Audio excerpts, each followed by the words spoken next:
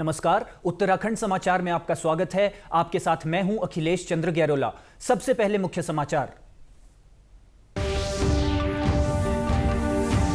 भ्रष्टाचार पर उत्तराखंड सरकार सख्त। मुख्यमंत्री पुष्कर सिंह धामी का बयान, जीरो टॉलरेंस की नीति पर हो रहा काम।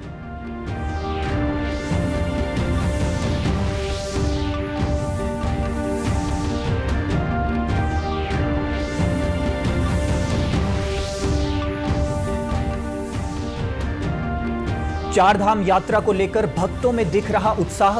हरिद्वार में 3 लाख लोग करा चुके रजिस्ट्रेशन। लगातार बढ़ रहा श्रद्धालुओं का आंकड़ा।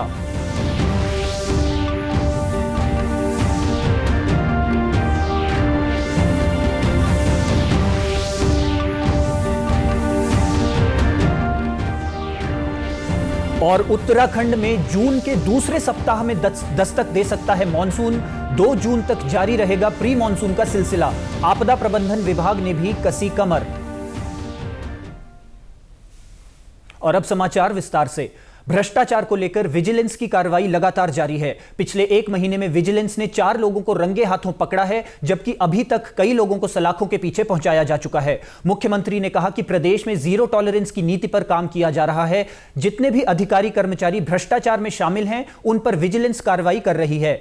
उन्होंने कहा कि उत्तराखंड सरकार ने भ्रष्टाचार मुक्त शासन देने के लिए 1064 नंबर जारी किया है, जिस पर लोग अपनी शिकायत दर्ज कर रहे हैं और दोषियों के खिलाफ कड़ी कार्रवाई की जा रही है।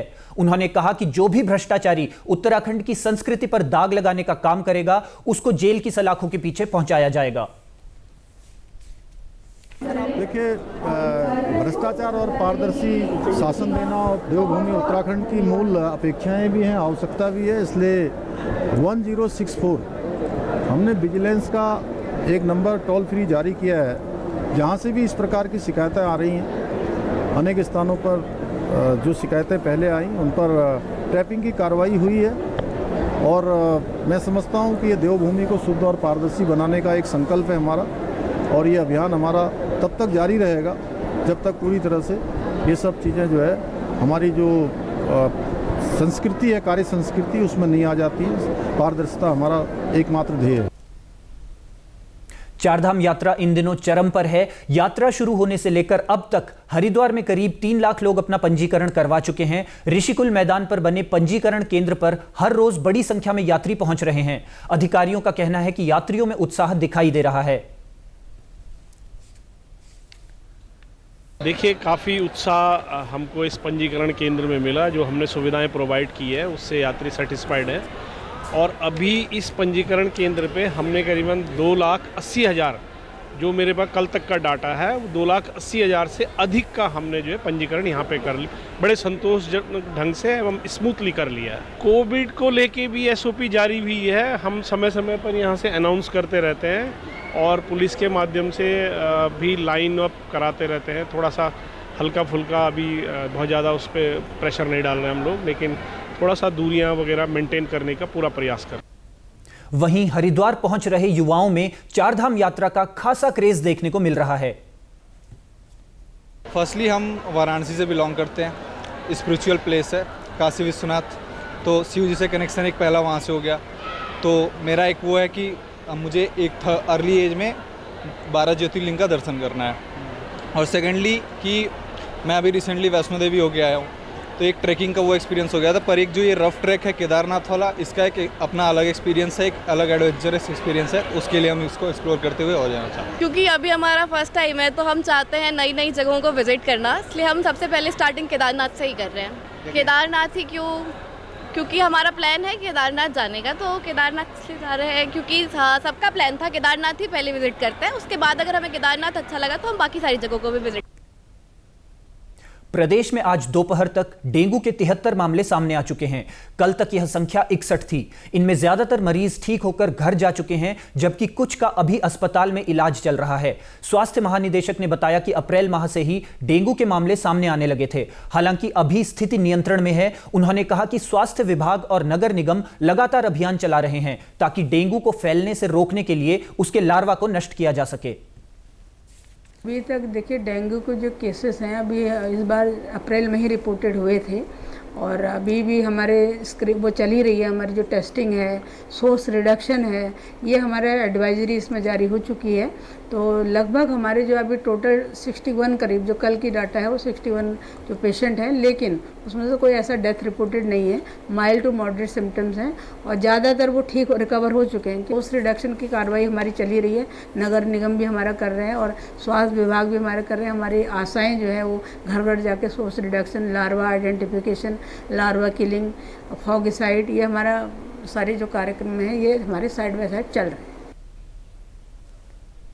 रुद्रपुर में विकसित कृषि संकल्प अभियान के तहत 3 कृषि प्रचार रथों को मुख्य विकास अधिकारी ने हरी झंडी दिखाकर रवाना किया। ये तीनों कृषि प्रचार रथ ऊधम सिंह नगर की सभी न्याय पंचायतों में जाकर किसानों को जागरूक करेंगे और केंद्र व प्रदेश सरकार की योजनाओं से उन्हें रूबरू कराएंगे। मुख्य विकास अधिकारी के मुताबिक कृषि प्रचार वाहनों से कृषकों को कृषि वैज्ञानिकों द्वारा नई तकनीक की जानकारियां दी जाएंगी ताकि कृषक अपनी खेती में नई तकनीक का उपयोग कर लाभ उठा सकें।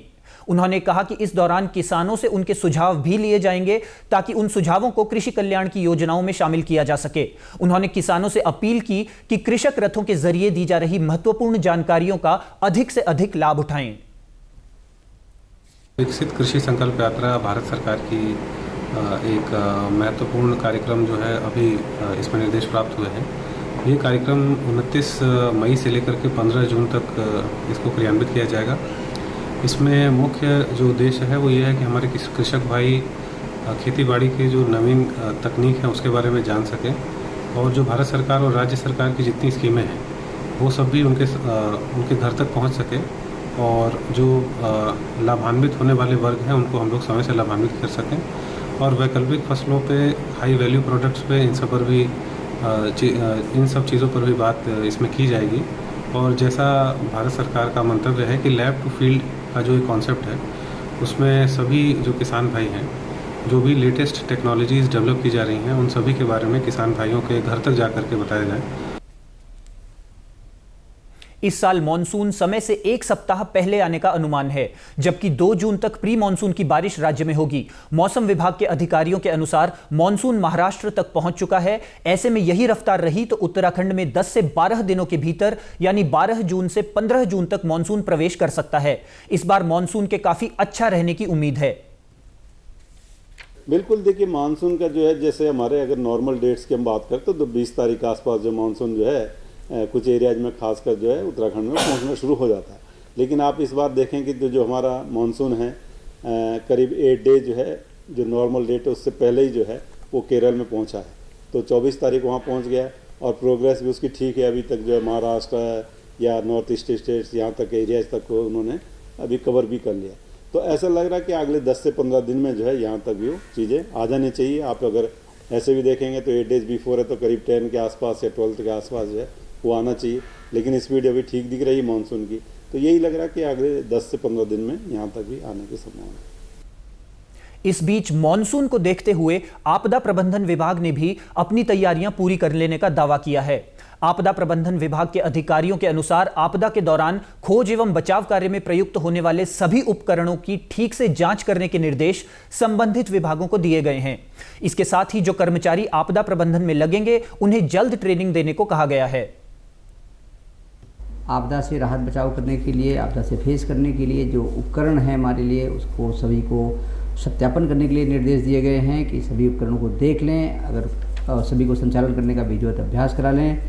अगर किसी उपकरण में कोई खराबी है तो इसको ठीक करा लें, सभी को ट्रेन कर लें उपकरण के बारे में। कहीं रास्ते बंद होते हैं तो उसको देख लें, वहाँ पर राशन वगैरह की सप्लाई पहले से एडवांस में आपूर्ति वहाँ पे करके स्टॉक रख लें। जहाँ जहाँ आमतौर पे लैंडस्लाइड होता है उन स्थानों को चिन्हित कर लिया जाए। उनको चिन्हित करते हुए वहाँ पर जेसीबी मशीनें, मैन पावर तैनात कर लिया जाए।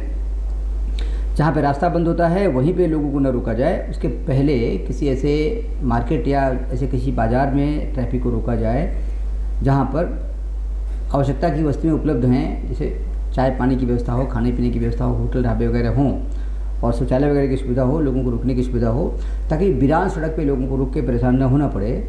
और अगर कहीं लंबे समय तक कहीं अगर रुकने की आवश्यकता पड़ती है तो माननीय मुख्यमंत्री जी द्वारा निर्देश दिए गए हैं कि वहाँ पर यात्रियों के लिए खाने वगैरह की व्यवस्था की जाए। इसी के साथ अभी तक के समाचार समाप्त हुए। दूरदर्शन समाचारों से जुड़े रहें। मिलते हैं फिर शाम 6:30 बजे के बुलेटिन में। नमस्कार।